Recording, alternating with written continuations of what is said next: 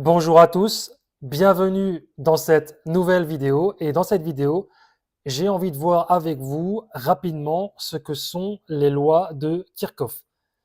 Donc les lois de Kirchhoff. Donc il y a deux H il me semble à Kirchhoff et deux F.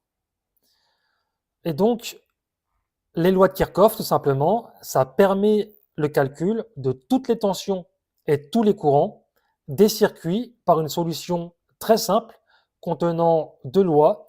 Vous avez la loi des nœuds et en numéro 2, la loi des nœuds tout simplement pour les courants. Et vous avez la loi des mailles tout simplement pour les tensions. Et donc, ces lois sont utilisées et appliquées pour je vais le noter ici, un régime linéaire. Et donc, un circuit linéaire, c'est un circuit qui ne comporte que des composants ou des dipôles linéaires, tout simplement. Donc, en ce qui concerne la loi des nœuds, qu'est-ce que cette loi nous dit? Cette loi des nœuds nous impose que la somme des courants entrants dans un nœud correspond à la somme des courants sortant de ce même nœud. Donc, la somme des courants entrants, je vais mettre in, est égale à la somme des courants sortants, donc I out. Qu'est-ce que ça nous donne schématiquement? Donc, imaginons que vous avez un circuit électronique avec ici un nœud ici. Vous avez un courant qu'on appelle I1 qui arrive, un courant I2 qui arrive également, et vous avez deux autres courants, I3 et I4 qui sortent. Et donc, selon la loi des nœuds, on aura I1 plus I2 est égal à I3 plus I4, tout simplement. Ça, c'est la loi des nœuds.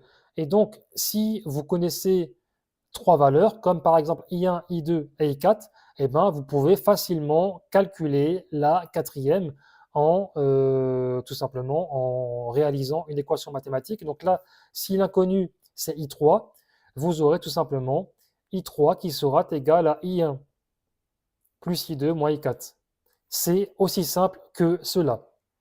Maintenant, on a la loi des mailles et cette loi nous indique que la somme des différences de potentiel dans une maille est nulle. Et donc, pour ce faire, on va devoir prendre le sens des aiguilles d'une montre pour la calculer. Donc, je vais vous montrer ça tout de suite. Imaginons qu'on a une source de tension ici U, que nous avons une résistance et une deuxième résistance. Donc, la première résistance, on la nomme R1. La deuxième résistance, on la nomme R2. La tension, on la nomme U. Ici, on a le courant I qui va circuler tout simplement. Et au bord de chaque résistance, on aura la tension adéquate, donc U1 et U2. Donc la maille, c'est celle-ci.